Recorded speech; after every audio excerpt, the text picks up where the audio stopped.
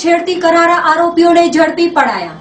ભુજ શહેરમાં સરા જાહેર યુવતીને કારમાં અપહરણ કરી બે શખ્સોએ ચાલુ કારે છેડતી કરનાર આરોપી પ્રિયરાજ ઝાલા અને પ્રશાંત ભટ્ટને પોલીસ દ્વારા ઝડપી પાડી આગળની તપાસ હાથ ધરાઈ છે, જેમાં આ શખ્સો દ્વારા યુવતીને અપહરણ કરીને શહેરના વિવિધ માર્ગોમાં ચાલુ કારે છેડતી કરીને અજાણ્યા સ્થળે ઉતારી દેવાઈ હતી।